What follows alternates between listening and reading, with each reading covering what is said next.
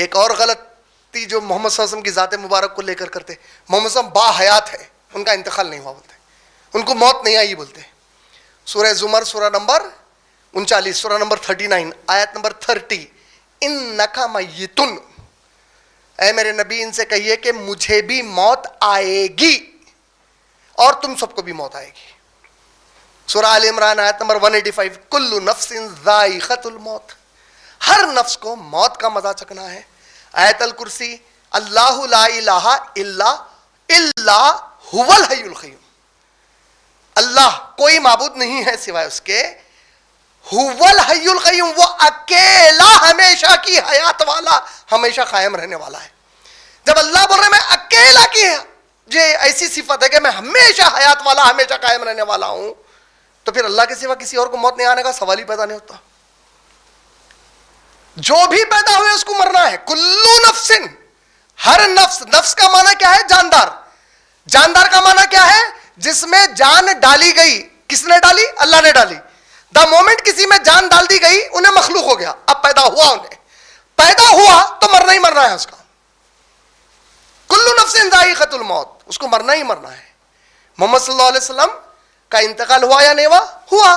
نعوذ باللہ، اگر یہ جملہ چونکہ ہم مسلمان ہیں، ہم لوگوں کو یہ جملے میں ہوتا، آپ ایک غیر مسلم کو یا ایتھسٹ کو بیٹھ کے بولے نعوذ باللہ، اگر پلٹا کر وہ بےہودہ یہ سوال کرا تو پھر آپ لوگ اپنے زندہ نبی کو غسل دے کے دفن کرے کیا بولے تو کیا بولیں گے؟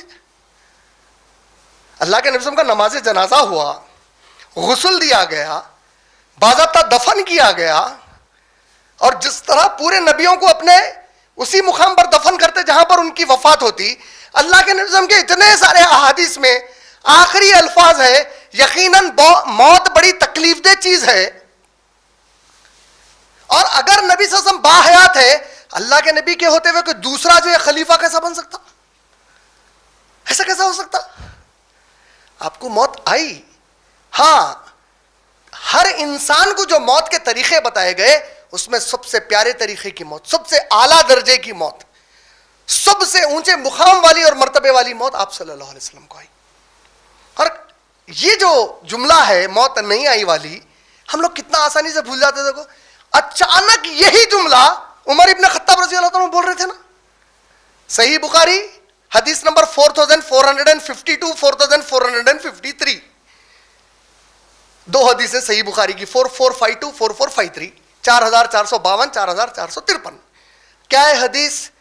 عمر ابن خطاب رضی اللہ عنہ نے میان سے تلوار نکالی اور کہا اگر میرے سامنے کوئی بولا کہ محمد صلی اللہ علیہ وسلم مر گئے، انتقال ہوا، ان کو وفات ہوئی ان کی، اس کی گردن مار دیتا ہوں. بولے پریشان ہو گئے پورے صحابہ، آپ کیا کرنا بول کے. پورے صحابہ ابو بکر صدیق رضی اللہ عنہ کے پاس دوڑے تو ابو بکر صدیق رضی اللہ تعالیٰ عنہ، سبحان اللہ کیا مقام ہے ان کا، اس ممبر پر چڑھ گئے جس ممبر پر محمد صلی اللہ علیہ وسلم خطبہ دیتے تھے. پہلا خطبہ نبی کے بعد جو دیا گیا یہی خطبہ ہے، اسی ٹاپک پر ہے.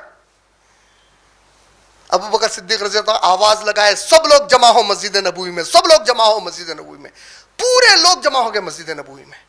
اور عمر ابن خطاب رضی اللہ عنہ وہی تلوار لے کر ٹہل رہے ہیں پیچھے آخری میں. اللہ کے نبی صلی اللہ علیہ وسلم کے انتقال کے بعد ابو بکر صدیق جب سب کو جمع کرے تو آل عمران آیت نمبر 144، یہ قرآن میں پہلی مرتبہ جہاں محمد صلی اللہ علیہ وسلم لفظ کے ساتھ آیا، نام کے ساتھ ذکر آیا، محمد الرسول اللہ صلی اللہ علیہ وسلم. محمد صلی اللہ علیہ وسلم اللہ کے رسول ہے. آیت کا مفہوم بتا رہا ہوں، محمد صلی اللہ علیہ وسلم اللہ کے رسول ہیں. اگر ان کو موت آ جائے یا وہ قتل کر دیے جائیں تو کیا تم لوگ اپنے دین سے پلٹ جاؤ گے؟ اور اگر تم میں سے کوئی پلٹتا ہے تو وہ اللہ کا کوئی نقصان نہیں کر سکتا. بولے یہ آیت تلاوت کی ابو بکر صدیق، صحیح بخاری حدیث نمبر 4452 4453 تلاوت کیے اور خطبہ دیتے ہوئے شروعات کیا کیے؟ اے لوگوں جو یہاں جمع ہو سن لو، جو اللہ کی عبادت کرتا ہے وہ جان لے اللہ ہی ہمیشہ کی حیات والا ہے اور ہمیشہ رہنے والا ہے، جس کو کبھی موت نہیں آتی، اور باقی سب مخلوق کو مرنا ہے. اور محمد صلی اللہ علیہ وسلم اللہ کے بندے اور اللہ کے رسول تھے اور ان کو موت آ چکی ہے. جو محمد صلی اللہ علیہ وسلم کی عبادت کرتا ہے وہ بھی جان لے کہ وہ مر چکے ہیں. نہیں مرنے کی صفت صرف اللہ تعالیٰ کی. یہ پہلا خطبہ ابو بکر صدیق رضی اللہ عنہ. اتنا بڑا جو آج فتنہ ہے، یہ تو عمر ابن خطاب رضی اللہ عنہ اور ابو بکر صدیق رضی اللہ عنہ خلیفہ بننے کے پہلے اتنے بڑے فتنے کو ختم کرے ابو بکر صدیق رضی اللہ عنہ. اور عمر ابن خطاب کیا فرمائے؟ جب یہ تلاوت کی آیت کی آل عمران کی 144 میرے ہاتھ سے تلوار چھوٹ گئی اور مجھے محسوس ہوا کہ پہلی بار یہ آیت سن رہا ہوں میں. اتنے بڑے عقیدے کی درستگی ہوئی. تو دیکھیے محمد صلی اللہ علیہ وسلم کو لے کر جو عام غلطیاں ہیں ان میں کی یہ بھی ایک غلطی ہے. محمد صلی اللہ علیہ وسلم انتقال نہیں کرے بولنا رہا. محمد صلی اللہ علیہ وسلم کو آپ درود بھیجے سلام کرے تو نبی صلی اللہ علیہ وسلم جواب دیتے. ایسے جتنے بھی احادیث ہیں وہ کوئی بھی صحیح اور حسن درجے پر نہیں ہے, ضعیف حدیثیں ہیں پوری. صحیح حدیث کیا ہے؟ محمد صلی اللہ علیہ وسلم نے فرمایا جب میری امت مجھ پر درود بھیجتی ہے تو ہر جمعے کو اللہ فرشتوں کے ذریعے میرے پاس درود پیش کرواتے ہیں. یہاں تک جو حدیث ہے یہ صحیح حدیث ہے. اللہ میرے پاس درود پیش کرواتے ہیں. کس طرح پیش کرواتے ہیں, کیا ہوتا ہے, وہ کیا کیفیت ہے, وہ صرف اللہ کو معلوم ہے. اللہ کے سوا کوئی نہیں جانتا. اگر آپ بولے دیکھو پھر اس کا مطلب تو زندہ ہے, یقیناً زندہ ہے, لیکن اس دنیا کی حالت میں زندہ ہے, یہ نہیں ہو سکتا. یہ دنیا کی جو زندگی ہم کو عطا کی گئی ایسی زندگی نہیں ہے. ایسا تو زندہ ہر مرنے والا ہے.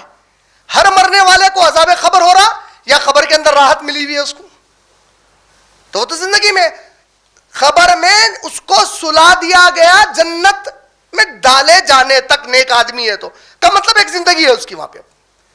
خبر میں عذاب دیا جا رہا تو محمد صلی اللہ علیہ وسلم نے ڈغالی لگائی کا مطلب ایک زندگی تھی وہاں پہ, اس لیے عذاب ہو رہا تھا. مطلب کیا ہے کہ زندگی تو ہے, ایسی زندگی نہیں ہے مگر جو زندگی ہے دنیا میں ملی, اور جس کو ایسی زندگی ملی اس کا مرنا طے ہے. یہاں تک کہ عیسیٰ علیہ السلام کو بھی واپس آنا ہے انتقال کے لیے, ان کو بھی دفن ہونا ہی ہے. تو یہ ایک بات ہو گئی.